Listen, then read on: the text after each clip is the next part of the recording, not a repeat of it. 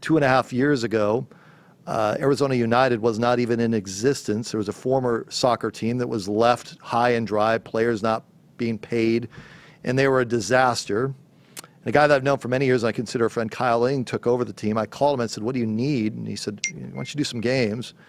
And so I've been invested in seeing how this thing has come along through the years. Today, Kyle Ing resigned as co-chairman, governor, and CEO of Arizona United Soccer Club. He's done his due diligence and is handing it off to a very impressive list of Valley businessmen that want to take soccer to the next level. Kyle Ing joins us via Skype now to jump on in here and give what happened, how it happened, and 2.5 years ago till today, what you've been able to do. Thanks for jumping on board. Hey, Bradley, how you doing? Doing well, doing well. Let's go back on this. When did you first decide that it was time to hand the baton off? Well, I never thought I was bigger than the game. You know, I was a caretaker of the game of soccer, of the professional soccer in the Valley.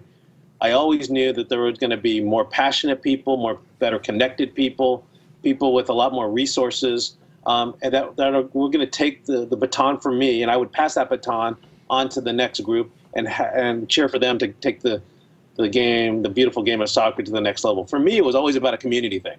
I didn't want to see professional soccer die in the Valley. It was dead in the Valley. I was able to resurrect it.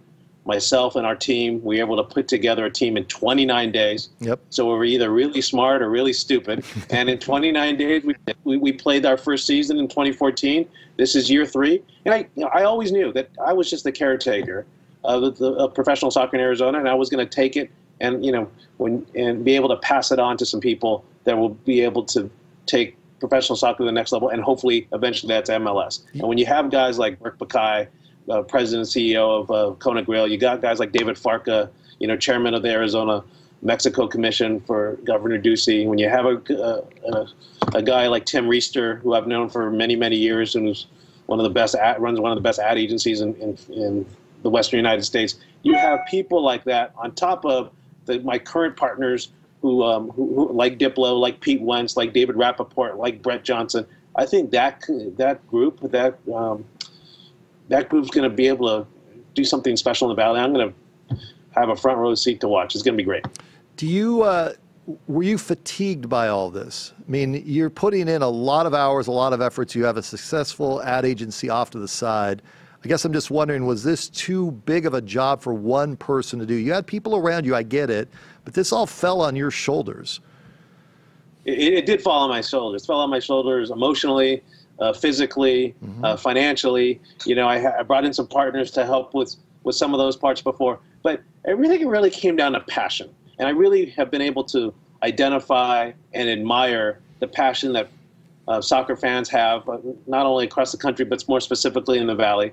And I think that passion needed to be served by people who are equally or even more passionate and more knowledgeable about soccer in the Valley. For me, once again, I mean, I went to my first professional soccer game when Arizona United hosted their first game. Yeah. So that was the first time I actually had gone to a professional soccer game. I'd grown to like the game. But there's people more passionate, and I think fatigue, maybe, but better opportunity. Always putting the game above myself. This is not about me, not about my ownership. It's about the game of soccer, and can we get the game of soccer to the next level so we can have kids, our grandkids, be able to have a team to cheer for in this Valley and make that truly the 5th professional sport right here in the Valley of the Sun. And that's what I want to see too, and that leads to the question for the audience. Can it work? You went from Peoria to Scottsdale, Peoria, finding a facility, the heat in the middle of summer. I think that the heat part can be handled. I really do if you're in a consistent location. You've now gone through this for 2.5 years. Can it work? We're the only market in the top 10 in the country that doesn't have an MLS franchise. Can this work? I think it can work, and I think the guys that bought in believe it can work as well. And I think a lot of things have to happen. We need to have the team needs to play consistently on the field so that we have a consistent fan base. We need to act great in the community. One thing I'm most proud about is our team acted like professionals on and off the field. We didn't have any of the other issues that some of the other sports teams have, some of the other sports professional athletes have. we maintain a consistent brand on and off the field. So one of the things I think they have to do is continue to build a fan base. It goes from 2,000 fans a game to 3,000, from 3,000 to 6,000, 6,000 to 7,000.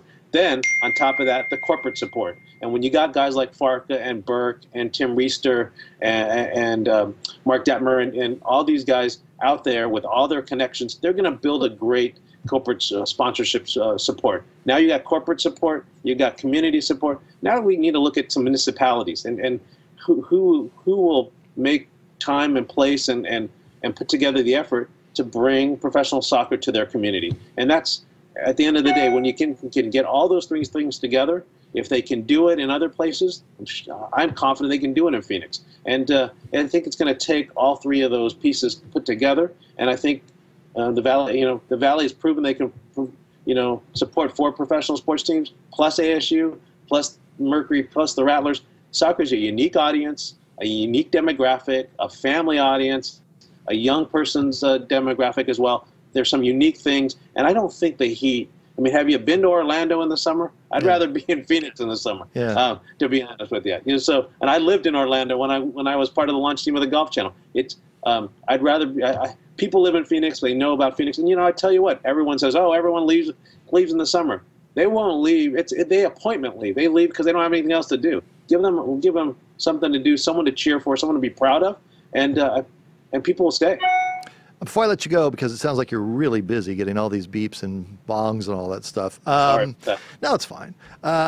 This group that's coming in, you've listed off some of the names, but and it's an impressive group on paper. What is it about this group that gives you so much confidence that this will work with this group, and this isn't just something for a year or two and then it gets handed off to somebody else and somebody else? Well, a couple things. One, Burke has deep-rooted passion in soccer. His uncle was the president of Galatasaray in Turkey. Tim Reister, his kids play soccer. David Farka in Mexico played soccer. These guys are deep-rooted soccer guys. They're also deep-rooted community guys. They're deep-rooted corporate guys, and they're tied into the political scene as well. So all those things together, I think they came together to say, hey, let's take what we built, which was a step. Let's take it a few more steps with a lot more resources. Brandon McDonald's in that group as well, and take that to the next level. I think they can succeed. I think they're going to put their heads together. David Farka is in there as president. He's running the day-to-day. I think that's probably what we lacked, is someone to run the day-to-day on a consistent basis, because Brett had a day job. I had a day job, quote unquote. And I think for the fans and for the players, the best thing is this group. I'm really, really excited about the future. And hopefully at the end of the day, when they do get this MLS, when we do get an MLS opportunity, I feel like I played a small part in helping build, starting that momentum. And I think the future is really bright, Brad. You're being a little humble there because if you don't come along in 2014, there's nothing going on here. There's just, you're going to have everybody trying to do a startup, but you kept it going and paid off some past debt. That's good stuff. Appreciate your time and your insight. Best of luck. Thanks. Love the show, Brad. Thank you. It's Kyle Ing with us for the outgoing side of the soccer franchise, Arizona United SC. They're actually in action tonight against Galaxy.